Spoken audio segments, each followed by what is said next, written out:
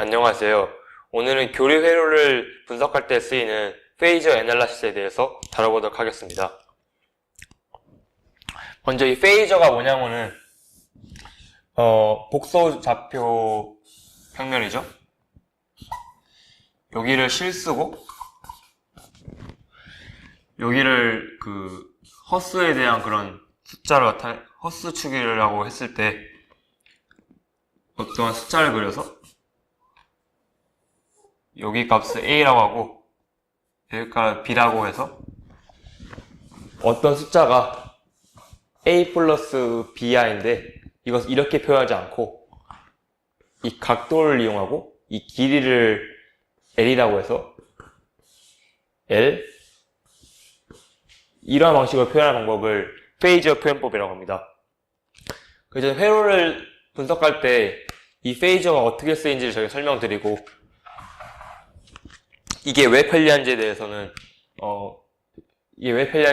설명을 드리도록 하겠습니다.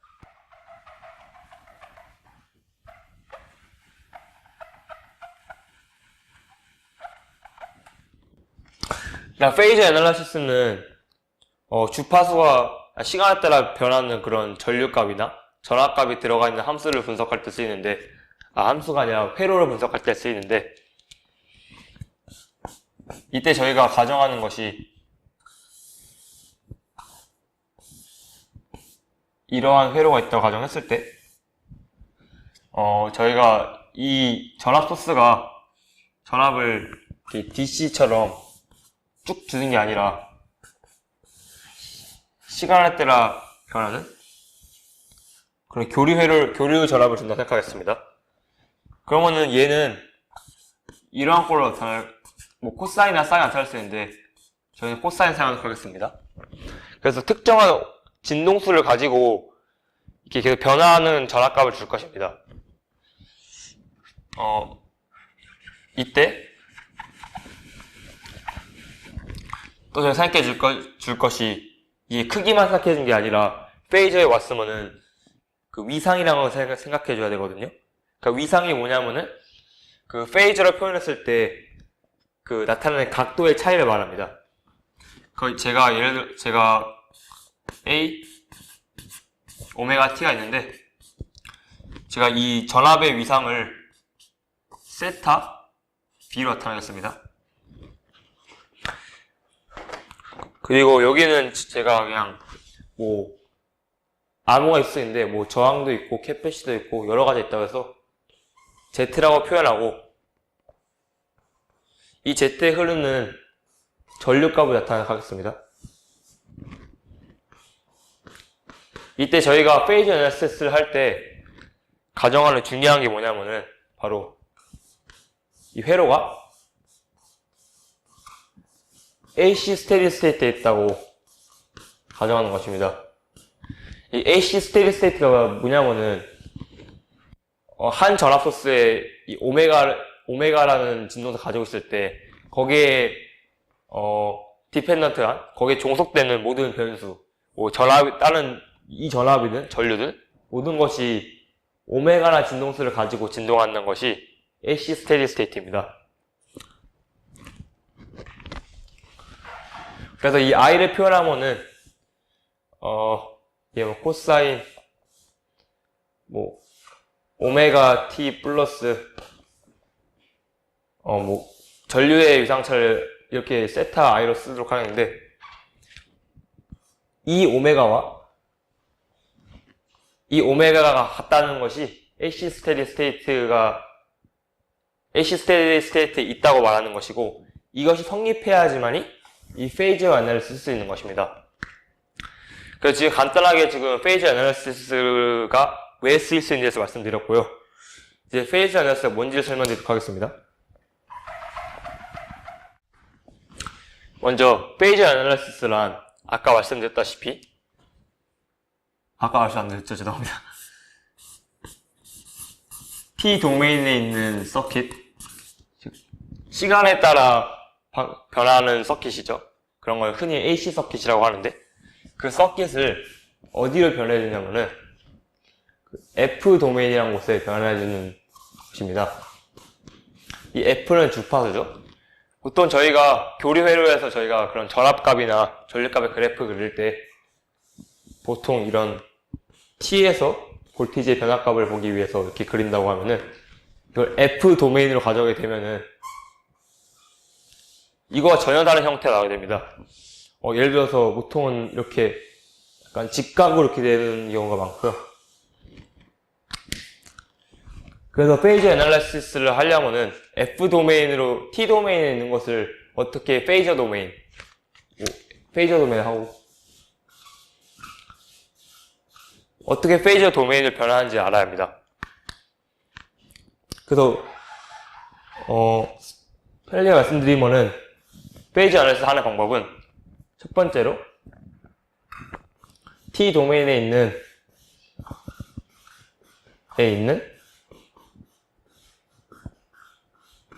그 모든 서킷 엘레먼트, 뭐 볼티 소스든 저항이든 뭐든 서킷 엘레먼트를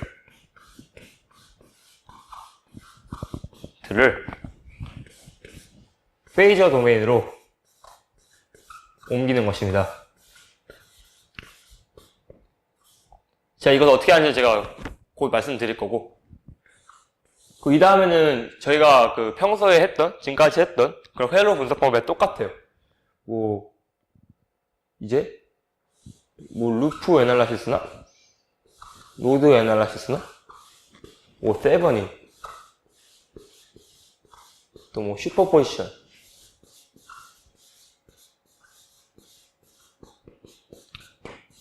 이런 걸 사용해서 B값이나 I값을 구하고 이를 이제 분석하시면 되는 겁니다. 첫 번째로 이제 페이저 도메인을 어떻게 옮기는 방법, 교류 회로를 어떻게 페이저 도메인으로 옮기는 방법에 대해서 설명드리도록 하겠습니다. 저희가 임의 값으로 어떤 전압이 A 코사인 오메가 T 플러스 세타가 비겠다 가정합시다. 오메가 T는 아까 말했듯이 그 교류 회로의 진동수고요. 이 세타 B는 위상입니다. 그래서 페이저 도메인을 하려면은 매핑이란 걸 해야 되는데, 매핑이라는 게 되니까 하나의 차원에서 표현되는 함수를 그거 1대1 대응되는 다른 차원에서 표현하는 것이죠. 이걸 잘 보시면은 이게 뭐냐면은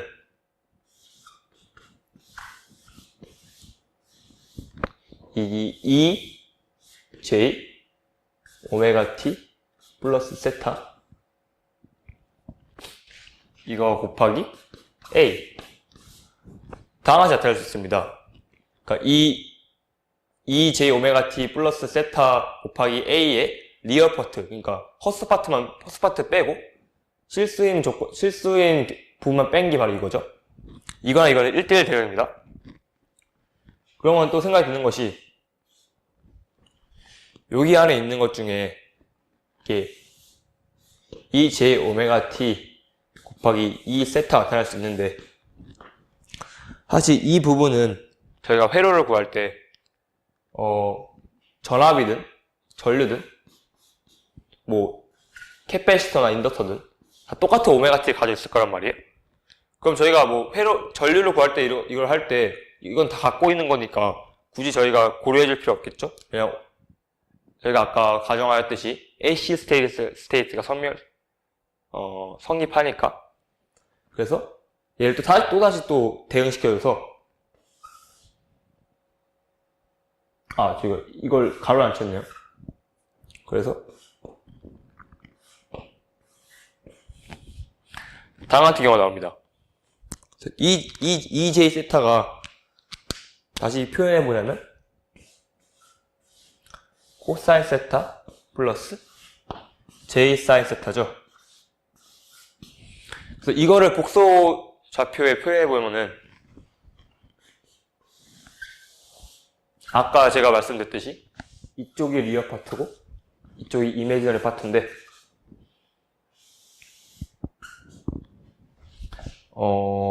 여기가 세타니까 지금 길이가 1인 걸 가정했죠?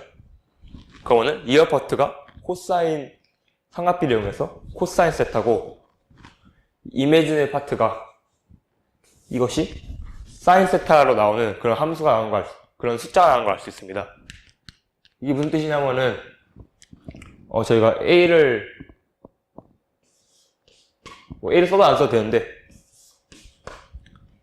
이 상수에서 이렇게 써줘야겠죠? 네, 그렇네요. 그래서 이제, 결국 A 코사인 오메가 t 플러스 세타 B는 A 곱하기 2J 세타와 1대1 대응한 걸 알 수 있습니다. 저희는 지금 페이저 도메인을 옮기면 알았잖아요. 그래서 모든 함수, 이렇게 주어지는 함수를 전부 이러한 꼴로 바꾼 다음에 이제 저희가 아는 루프, 세븐인, 슈퍼포지션 같은 다양한 분석 기법을 사용해서 회로를 편리하게 풀 수 있습니다. 이게 왜 유용하냐면은 아주 쉬운 예를 들어서 제가 설명해 드릴게요. 저항이 있고 저희가 아주 자주 나오는 RLC 회로가 있다고 가정해봅시다.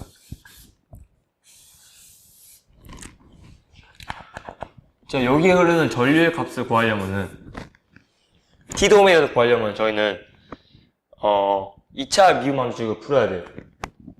하지만 페이저 도메인으로 저 옮겨주게 되면은 이것도 곱하기 나눗셈만 가지고도 F 도메인에서 이 I를 구할 수 있거든요. 그래서 이게 C고 L인데 제가 얘를 좀 쉬운 예를 하기 위해서 O 코사인 오메가 T 같은 거 넣어보도록 하겠습니다. 제가 말씀드렸는데 이 O 코사인 오메가 T는 결국 페이저 나타내면은 이런 형태가 나오는데 제가 C하고 L하고 R은 페이저 도메인에서 어떻게 나오는지 설명 안 드렸잖아요. 얘들은 뭐 자기들 주파수인 것도 아니고. 그래서 오늘은 그거를 집중적으로 변화하는 방법을 알려드리도록 하겠습니다. 일단 첫 번째로 저항은 T도메인에서 진동을 안 하죠. 시간에 따라 안 바뀌어요. 그래서 그냥 R이죠. 근데 페이저도 놀랍게도 페이저 도메인에서 저항값은 그냥 R입니다. 그래서 이거를 복소평면 나타내면은 그냥 이 X가 리얼 축에 붙어 있어요. 그리고 이렇게 보면은 이걸 뭐 차이도 없는데 뭐하러 이렇게 하냐라고 생각이 들 수 있는데 캐패시터를 보시면은 페이저가 얼마나 편리한지를 알 수 있거든요.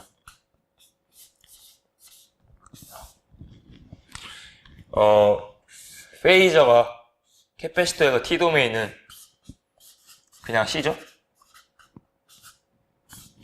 여기서 만약에 전압차가 있고 이 전류를 구하려고 하면 저희는 미분을 나타내죠. I는 C dV dt. 미분하는 식을 풀어가지고 이 전류를 구해야 돼요. 그런데 페이저 도메인에서는 어떻게 하면 되느냐? 캐패시터가 페이저 도메인에서는 저항이랑 똑같은 역할을 해요. 어떤 저항을 가진 거? J 오메가 C분의 1 이런 크기를 가진 저항이랑 똑같은 역할을 해요. 그래서 얘를 나타내면은 이게 J 오메가 C니까 위로 하면 마이너스 오메가 C분의 마이너스 1의 크기를 가진 그런 페이저 나타내야 되거든요.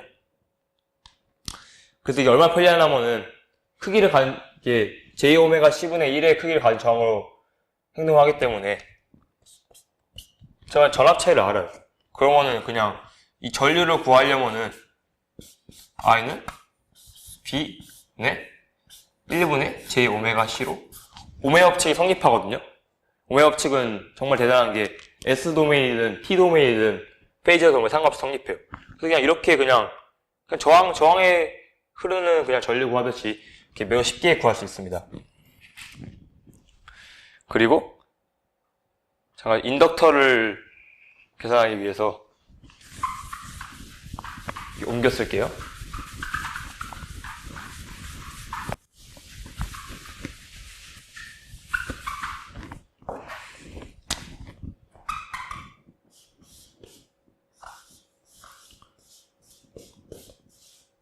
인덕터의 경우도 T도메인에서 제가 전압이나 전류를 구하고 싶으면은 마찬가지로 B는 LDITT라고 나타내서 이 I, L을 가지고 있을 때 이 전압차가 다음과 같이 나타나죠. 근데 만약에 이거를 F도메인으로 옮겨주게 되면은 이것도 되게 편리해요. 얘도 캐패시터와 마찬가지로 저항과 똑같은 역할을 하는데 그것이 오메가 L의 크기를 가진 저항은 똑같은 역할을 하거든요. 그래서 만약에 B값을 알고 싶다. I다. 그럼 B는 I 곱하기 오메가 L. 이렇게 그냥 오메 법칙 하나만 가지고도 이 인덕터에 흐르는 전류, 그 캐패시터에 흐르는 전류를 F도메인에서 쉽게 구할 수 있어요. 그래서 위상 차이를 말 안 해드렸네. J 오메가 L의 저항이니까. 그래서 얘를 복소좌표에 나타내게 되면은 오메가 L의 크기를 가진 그런 숫자 나타나겠죠. 그래서 이 J 오메가 L. 가만 보시면은 리지스터, 그러니까 저항은 F 도메인에서 표현했을 때 이 실수 부분에만 있죠. 하지만 캐패시터와 인덕터는 전부 이 이미지너리 넘버에 있는 그 허스 축에만 있거든요. 그래서 저희는 이 허스 축에 있고 저항 역할을 하는 것을 뭐라고 하냐면은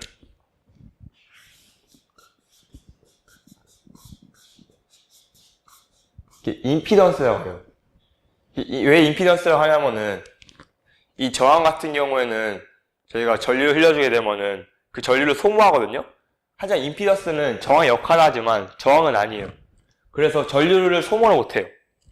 이게 왜 전류 소모를 못하는 거랑 이 위상이랑 무슨 관계가 있냐고 물어보시면은 그거는 일률에 대한 정의를 보시면 쉽게 알 수 있습니다.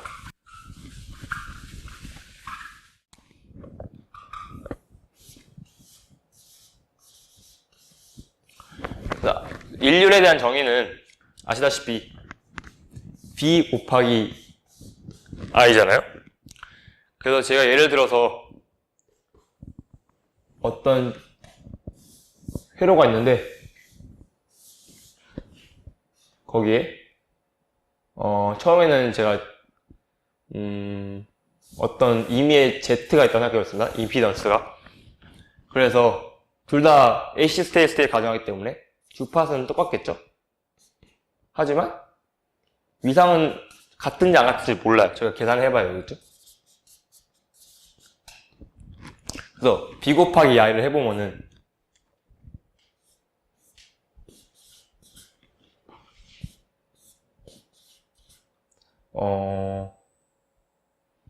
제가 여기 흐르는 전류가 크기를 I라고 할게요. 이 전압 크기는 B라고 하고 해주게 되면은 B 코사인 오메가 T 플러스 세타 B에다가 곱하기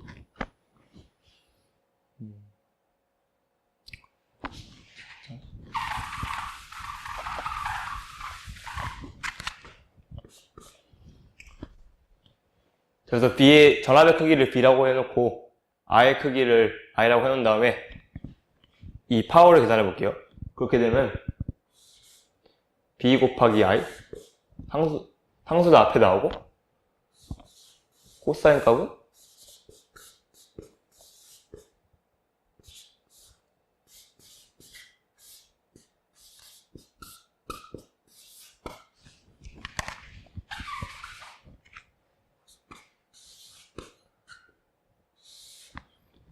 다만 코사인의 두 개의 합을 나오게 되거든요. 이걸 또 합차 공식으로 풀어보면은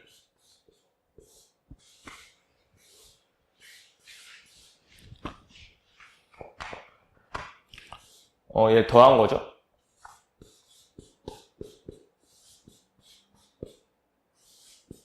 그리고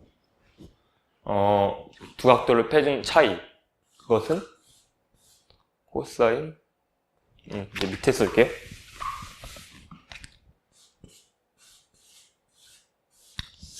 오메가 t가 없어지니까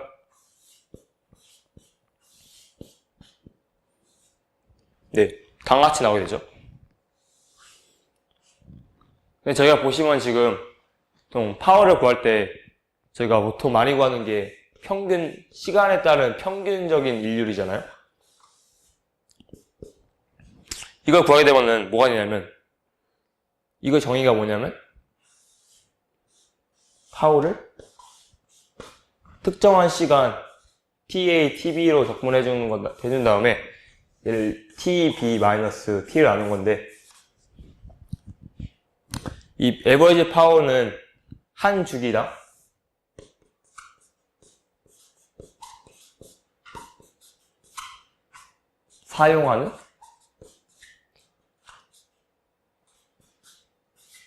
사용한다고 하면 좀 그렇고, 한 주기당 한 주기의 일률이라고 말하죠. 사용한다고 하는 건 에너지를 사용하는 거니까 일률. 한 주기에 따라 적분해주게 되면은 이 오메가 t가 있는 거는 사라지게 되겠죠. 왜냐면 뭐 설명을 굳이 하자면은 코사인 이 오메가 t에 따르면 t에 이렇게 진동을 하는 건데, 한 주기에 대해서 코사인을 적분해주게 되면 결국 얘랑 넓이가 같으니까 0이 되는 것은 쉽게 알 수 있을 것입니다. 미적분을 배웠다면요. 그럼 한 주기 적분해주게 되면은 얘가 0이 되는데, 얘는 시간대가 안 바뀌죠. 페이저 F도메인에서의 F도메인에서 그냥 유지하고 있는 하나의 각도의 차이를 나타낸 거지. 그래서 이렇게 해주게 되면은 뭐가 나되냐면 적분값은 2분의 1 bi 코사인 세타 b 마이너스 세타 i가 나오게 됩니다. 이게 상수니까 결국 t 마이너스 t에 나올 텐데, 그 밑에 있는 거랑 캔슬 되겠죠? 그래서 이 식이 나오게 되는데, 자, 이 식을 왜 유도했냐고 하면은, 이 식을 보시면은 왜 임피던스가 전류를 소모 못하게 알 수 있습니다. 다시 쓸게요. 파워 에버리지. 이게 굉장히 중요한 식이에요. 2분의 1 코사인 세타 b 마이너스 세타 i. 사실 뭐 이거 세타 b 마이너스 세타 i나 세타 i 마이너스 세타 b나 결국은 일률은 똑같이 나오겠죠. 그래서 곱셈의 순서는 상관없습니다.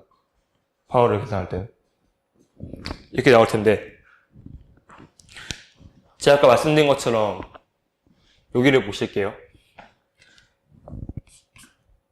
제가 어떤 전압차가 있다고 가정해봐요. 제가 뭐 어떤 회로 이렇게 연결했을 테니까, 그것 때문에 이쪽 전류가 있겠죠? 그럼 전류 관계식을 구하려고 했는데,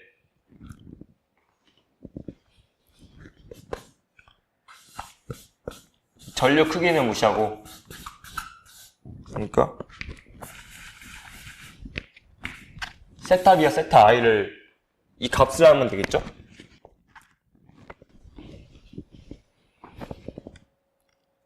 R은 여기 있어요. B는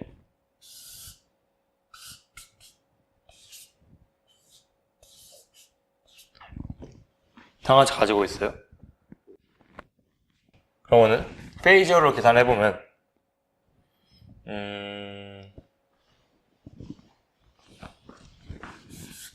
B는 제가 크기를 B라고 잡았네요. I는 B-R인데, 이건 그 페이저예요, 페이저. 그러면은 B 제가 당연히 나타내겠습니다. 아까 저기 말한 페이저 디멘션을 이용해서 이렇게 나타내고, 제가 아까 말했던 이 꼴을 쓰도록 할게요. 그리고 그냥 R이죠. 왜냐면 세타 B가 0이에요. 0이어서 2분하면 1이 되니까. 이게 뭐다?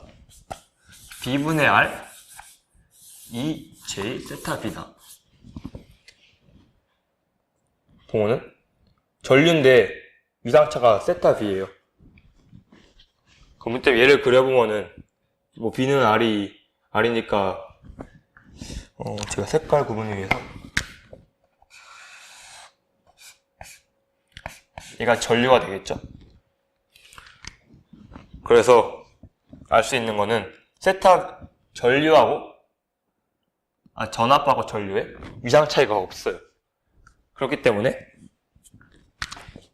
이 값은 0이 돼서 결국 평균 일률은 그냥 2분의 1 B 아니라고 됩니다. 하지만 이제 그러니까 이 뜻이 뭐냐면 결국 저항은 전류를 소모할 수 있는 능력이 있다는 거죠. 하지만 이제 캐패시터의 경우를 보겠습니다. 캐패시터 아까 말씀드렸다시피 J 오메가 C분의 1의 저항을 가지게 되죠. 그러면은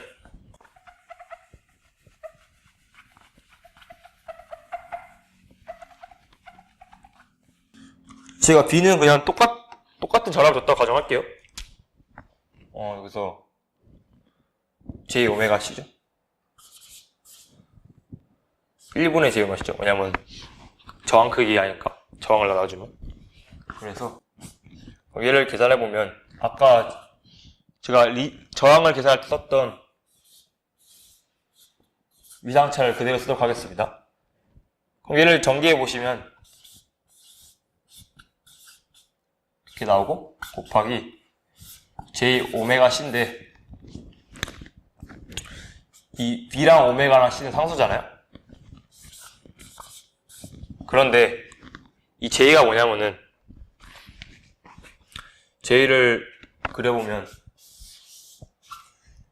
그냥 1의 크기를 가지고 각도가 90도인 그런 페이저거든요. 그래서 얘를 변화해주면 결국 이게 뭐냐면 이거예요. 90도. 그렇죠. 그래서 얘를 곱해주게 되면은 2J 세타 B 플러스 90도가 됩니다. 그럼 지금 저희가 구한 게 전류인데 전류의 위상차 이게 세타 I죠. 세타 I가 세타 V 플러스 90이에요.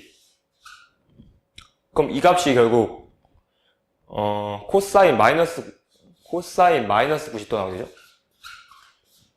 이게 뭐다? 0입니다. 그래서 이렇게 페이저로 계산을 해보게 되면은 결국 캐패시터는 결국 전류를 소모할 수 없다는 걸 알 수 있죠. 마찬가지로 인덕터도 똑같은 계산법을 해주면 됩니다.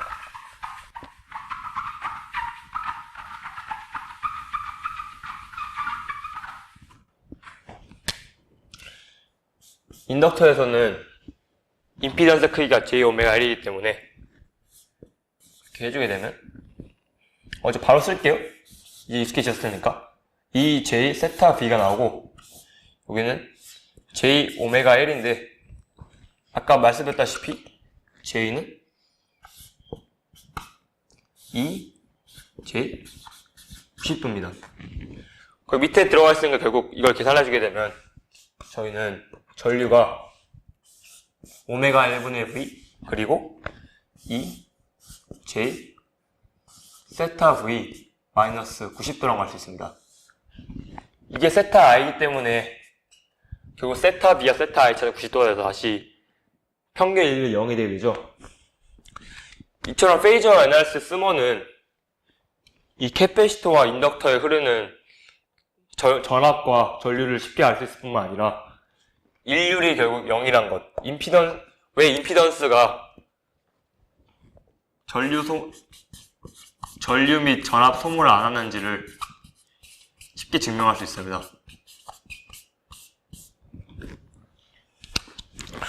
그래서 페이저 애널리시스 쓰는 거는 이런 유용한 점도 있지만 결국 저희가 회로 이론을 배울 때 회로를 분석하는 게 목적이잖아요. 교류 회로에서 저는 오메가를 어떻게 변화시킴에 따라 이 전압이나 전류가 어떻게 변하는지 알 수 있기 때문에 저는 페이즈 애널리시스를 교류 회로를 분석할 때 자주 쓰는 방법이고요.